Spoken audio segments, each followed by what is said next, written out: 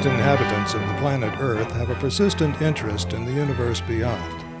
Some seek answers from religious leaders, with no verification required by true believers. Others, skeptics, non-believers of various descriptions, look to scientists who can demonstrate proof of their findings, which incidentally are accepted until other discoveries supersede them. And thus a battle of ideas rages within our small planetary home. Some of the principal players in the ongoing controversy to determine which shall prevail, theocracy or democracy. Pat Robertson, founder and head of the Christian Coalition, whose political machinations were recently exposed. As a result, they lost their nonprofit status. Nevertheless, the Christian Coalition remains a potent force. Even more potent is James Dobson's Focus on the Family, which uses Dobson's credentials as child development expert to woo supporters to the religious right political fold. The fire-eating TV preacher Tim LaHaye enjoys the benefits of a subservient Christian wife who claims that it's an honor to wash her husband's socks. When she isn't thus occupied, Beverly LaHaye heads the largest radical religious right women's organization, Concerned Women for America, overshadowing the less flamboyant Phyllis Schlafly, leader of the Eagle Forum. Mel and Norma Gabler recognize the power of education, so they focus on textbook selection. They want to make sure that public education teaches what to think as opposed to how to think. Randall Terry preaches death to abortion providers because the Bible tells me so. And in Congress we find William Dannemeyer, who shepherded Clarence Thomas through congressional hearings all the way to the Supreme Court, where he dutifully carries out the religious right agenda. Jesse Helms is famous for his opposition to any progress, and Gary Bauer, leader of the powerful Family Research Council of America, hopes to join the accredited lawmakers in Washington, later, if not sooner. The First Amendment to our Constitution begins, "Congress shall make no law regarding the establishment of religion." Food for Thought Productions is pleased to present Mr. Sam Mistrano, who's very much opposed to the folks we just saw, with winning strategies for those who share his views. I'm honored to be here and impressed at how diverse and from far away many of you came tonight. I was talking to someone earlier today from Philadelphia, my hometown, and I have not met anybody from Philadelphia and LA for the 7 months that I've been here. So I'm very impressed and honored you're having me. I'd like to start with a joke. It's not the most funny joke you've ever heard, but it's a joke. If you've been following the papers, you've been reading how ultra-conservative politicians think they own the English language. Welfare reform is called the Personal Responsibility Act. Something known as common sense legal reforms, in actuality means loser pays. And a crime bill becomes the Taking Back Our Streets Act. Well, I have a new one. A bill just passed the House of Representatives allowing for massive, unregulated logging in our national forests. That bill is called the Forest Health Act.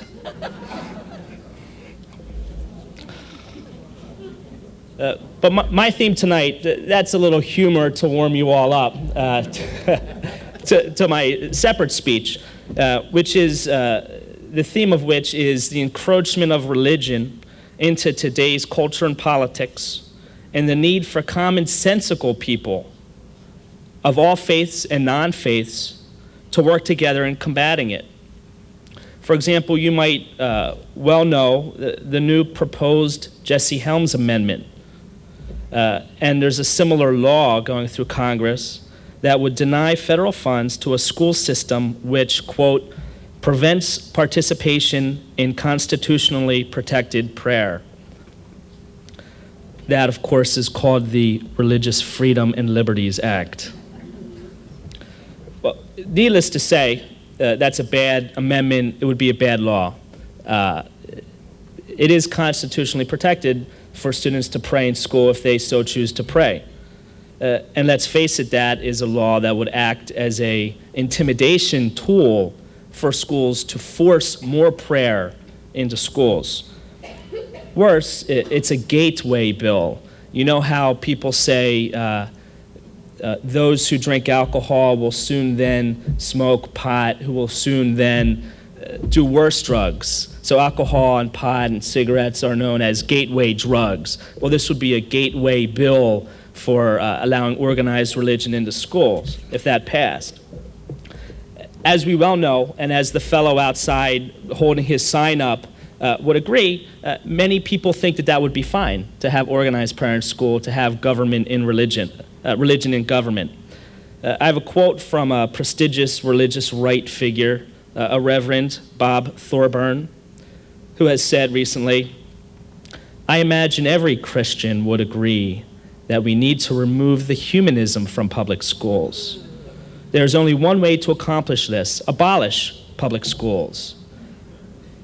People of that ilk welcome prayer in school, welcome religion in government. And it's starting to happen under our noses right now.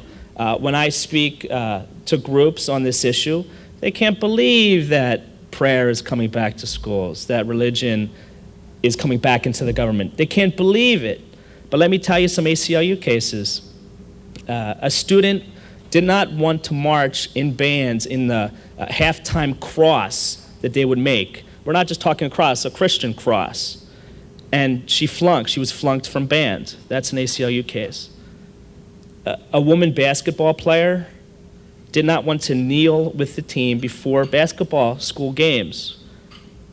And she was afraid to tell her teammates and teachers and coaches. So she came, this young high school girl, to the ACLU alone, and came as Jane Doe.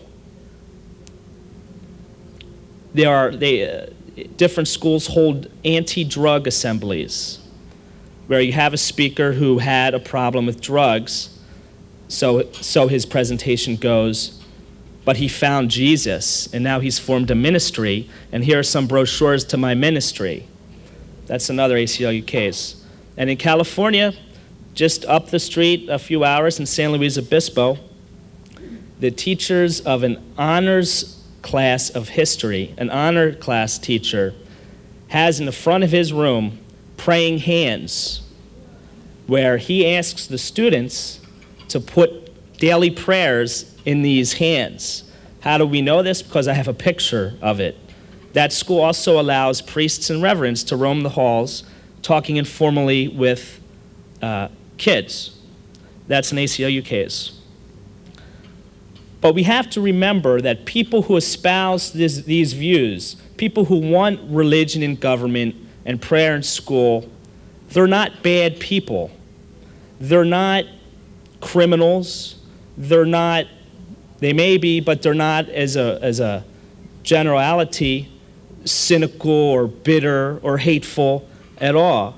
They're usually good citizens who have been led astray by leaders bringing that kind of desperation and non-solution out.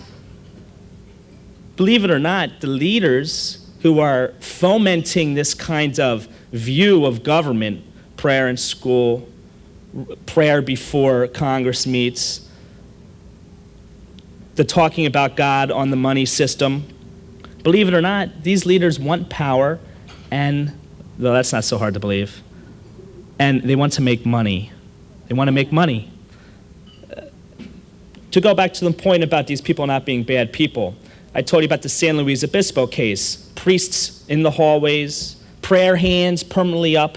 By the way, how we found out about that case is because the student of this teacher, the student's parents' mother was a teacher at the same school and didn't even know it was going on. The same school. Didn't even know it was going on until her kid told her. But what happened was, showing that these are reasonable people who have been led astray, I believe, we had an ACLU chap go visit the superintendent of the school district.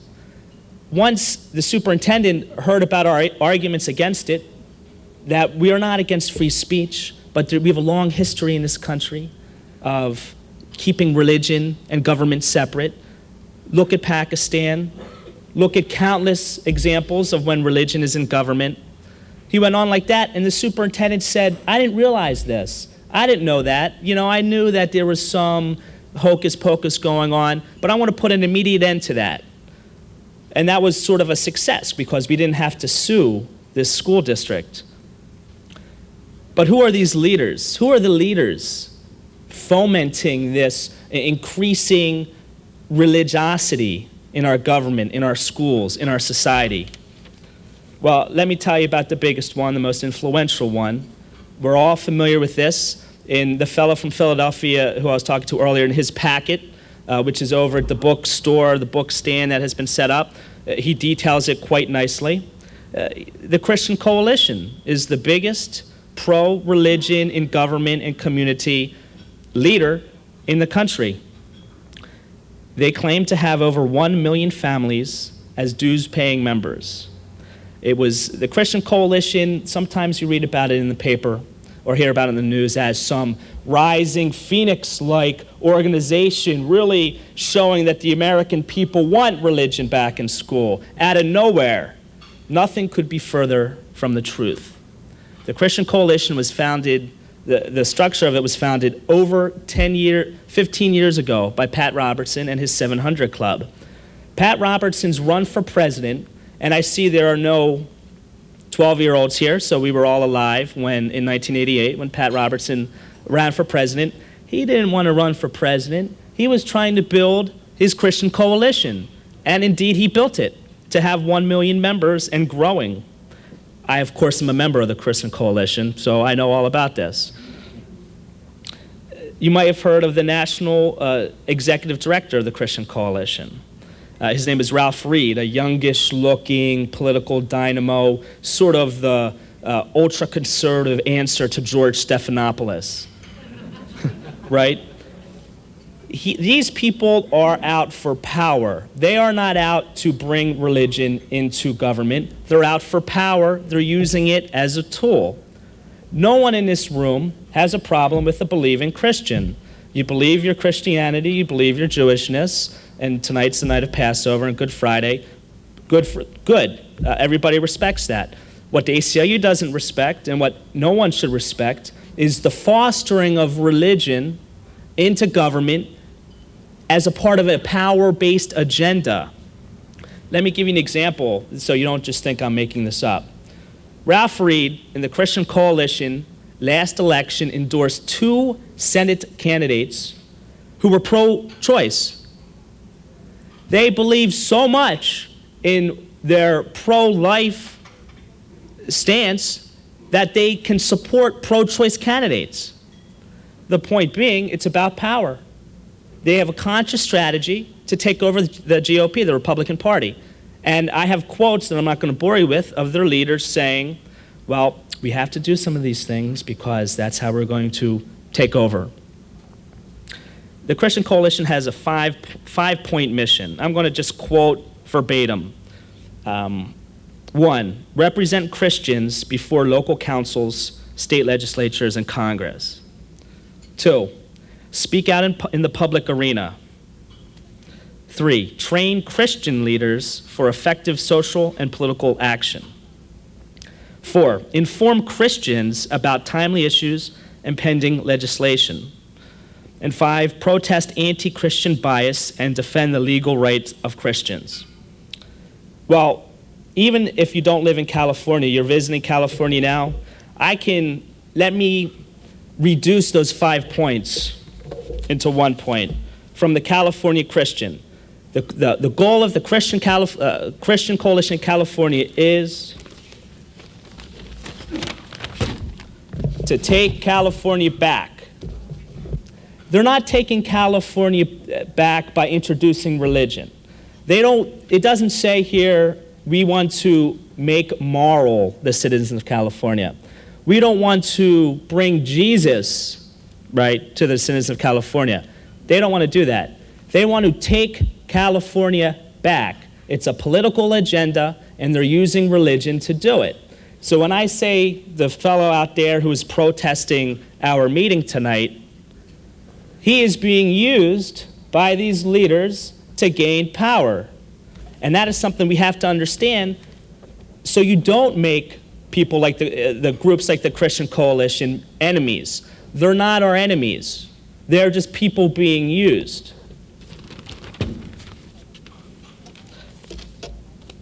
The question is, have they gained power?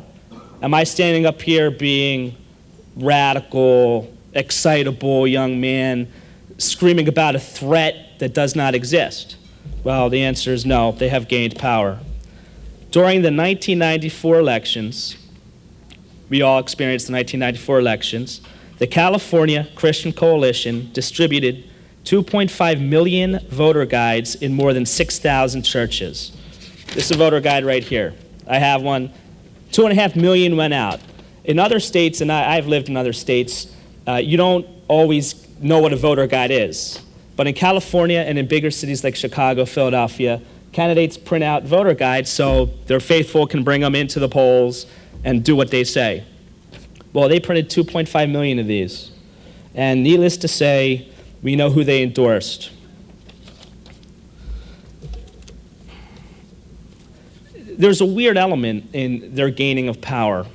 In the Christian Coalition's rhetoric of bringing Jesus back, take back California, let's take over, they sort of get a little goofy.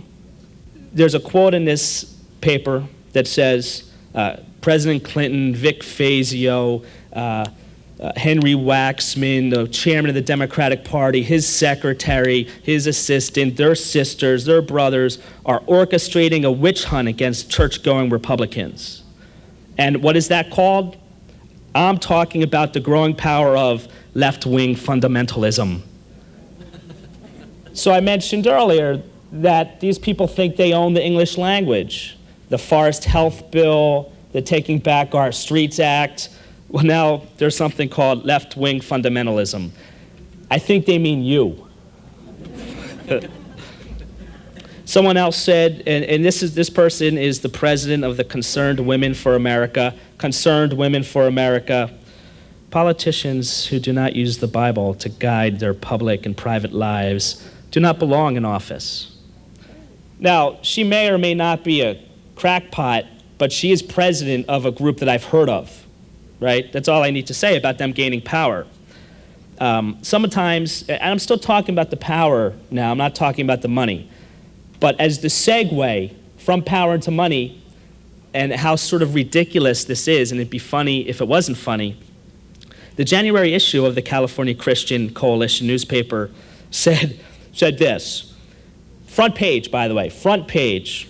The real meaning of the November election is that what happened must be seen by discerning believers as a supernatural transference of power, and what happened is the beginning of an answer to our prayers for God's grace, peace, and salvation moving across America. Sam Mistrano and the group he spoke to have many allies, individuals and organizations, the largest being Americans United for Separation of Church and State, 60,000 strong, consisting mostly of faith groups who are adamantly opposed to any one religious standard, as promoted by radical religious right politicos. Barry Lynn, executive director of Americans United, is both an attorney and ordained minister who uses his considerable skills and talented staff to lobby in the national and state legislatures and in the courts. Members of AU are kept abreast of activities in the legislatures and courts by means of the monthly magazine, Church and State, daily email bulletins, and speeches Barry Lynn makes across the nation. Here is an excerpt from one of those speeches. Not just about a month and a half ago, TV preacher Pat Robertson on the 700 Club referred to me as an intolerant jerk. And I was afraid that the vast number of Unitarians who follow on every word of Brother Robertson might have forced the cancellation of this meeting. I'm glad that didn't happen. And I'm particularly glad it didn't happen because his intolerant jerk remark came so shortly on the heels of some previous comments he had made toward the end of last year about me, calling me both off the wall and, my favorite, lower than a child molester. You know, when these things happen, what I tend to do is call my mother.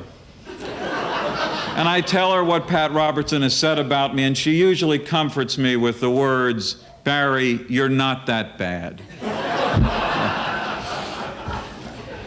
See, the real problem with comments like that from a prominent person, as Robertson, of course, is that it in fact encourages every crank who listens to him to do exactly the same thing. People like Pat Robertson know that I just conveniently symbolize what is an important point for hundreds of thousands, indeed millions of Americans, and that is that the church-state separation principle that has served us so well for over 200 years is something that we're about to fight for. We're not going to let it be taken away, not by Pat Robertson and not by anybody else. And we're beating Pat Robertson and Jerry Falwell and people like them in the courts. We're beating them in legislatures in Washington and around the United States. We're beating them at initiatives and ballot initiatives in California and Colorado and all over the country. And we're even beginning to beat them in the court of public opinion. So for nearly a decade, people like Pat Robertson were always on the offensive. They did things, we just responded to it. Now we're forcing them to respond to charges and respond to the criticisms of people like us. And that puts them in a very uncomfortable position, and I think makes them particularly angry. Sometimes I get accused of being too optimistic in my analysis of the religious right. I say that they're on the run and that they can in fact be beaten. You know, we didn't declare a religious war for the soul of America. That was my former partner on the radio, Pat Buchanan, back in 1992. But not having declared the war doesn't mean we're not planning to fight it. And indeed, that's what we're doing all over the country. We're not about to let them win, not by default, and not without every effort on our part to try to stop them from transforming America into an entirely different country. I'm also, must admit, I'm not too terribly interested these days in finding this elusive common ground with the religious right, when so many of the opponents of separation of church and state and the proponents of intolerance in our country are really, in their heart, only looking for some common ground like a common grave in which to bury people like us. So they are now wounded politically. They certainly were not able to gain this ideological control of Congress that they wanted. Now, I am not a hunter, but I understand that wounded animals sometimes fight back harder than other animals, and I think that we really are in that position with the religious right. They're very angry. They're angry at people like me, and they're angry at people like you.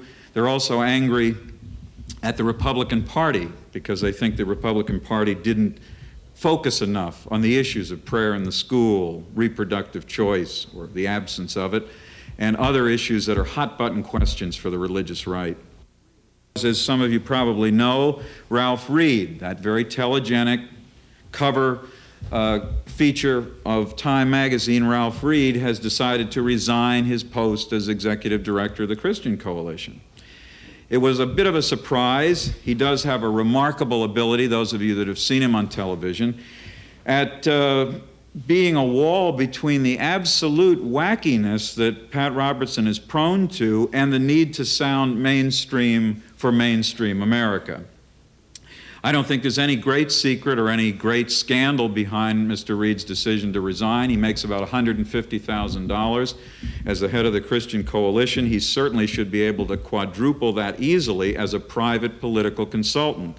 And that's exactly where he's going to be, and he's going back to Atlanta, Georgia to start a public advocacy organization of some kind. It's also a convenient time, though, for him to bail out of the ark because some of the animals in Washington are getting restless, like the Federal Election Commission. They've already sued the Christian Coalition for violating virtually every significant law we have, few as they are, about campaign reform and about campaign financing. They are being examined by the U.S. Attorney's Office in Virginia, which is reportedly looking into financial malfeasance on the part of the Christian Coalition. And the Internal Revenue Service, after nearly 8 years of investigating and sorting through data, still has not determined whether the Christian Coalition deserves a tax-exempt status. So all of these things loom over the head of the Christian Coalition. The claimed growth of the Christian Coalition, as some of you know, it used to be 100,000 a month. They would announce it on the 700 Club, Pat Robertson's enormous television ministry. Now it's down, by their admission, to only 20,000 new members a month. Their annual revenues dropped 12% between 1994 and 1995. So this may be a very good time for Mr. Reed to cash in, literally, on his fame or infamy, whichever way you look at it. Pat Robertson, you will be unhappy, I think, to hear, has already announced that he's talked to the House leadership about changing the tax laws. And he wants them changed so that 5% of the gross revenues given to a church can be used for partisan political purposes. Now, when you think about that, there are churches in Texas, for example, like Second Baptist in Houston, that have multi-million-dollar budgets that perhaps are even higher than the budget of this church. I'm just guessing. This bill envisions direct contracts between states and individual places of worship. Now, at the risk of oversimplification, I've looked at this huge bill, and I think this is what it says. First, we take the poor and drop them on the steps of the church. The next day, we drop a bag of money on the steps of the church, and then we pray that the two get together. That's really what this is. This is a gigantic effort to fund religious operations with federal and state tax dollars, all in the name of welfare reform. There are no requirements in this bill that the services provided, mental health counseling, alcohol abuse counseling, any of these, are provided in non-sectarian settings. There's no requirement that people hired to provide the services are hired without discrimination based on religion. The legislation is literally an effort to cajole people into going to church to obtain the benefits to which they're otherwise entitled anyway. Religious providers are specifically allowed, this is right in the bill, to require clients to be active participants in religious practice, worship, and instruction, and to follow rules of behavior that are religious in content. If you object to the religious requirements, you can get an alternative provider, but the bill says they don't have to tell you that, and the church that you've rejected is the one that will come up with the alternative provider for you. No guarantee that it'll even be in the same town or the same county. It could be on the other side of the state. The IRS has determined that the Christian Coalition has forfeited its entitlement to nonprofit status based on its flagrant politicking. We hope you have found this program intellectually stimulating and that you will continue to investigate the ideas raised here. To connect with other like-minded individuals, please contact any of the dozens of free thought organizations, such as the American Humanist Association, American Atheists, the Center for Inquiry, and Atheists United. You may also email the producer directly via leebaker27@gmail.com. This program has been distributed through the courtesy of Atheists United.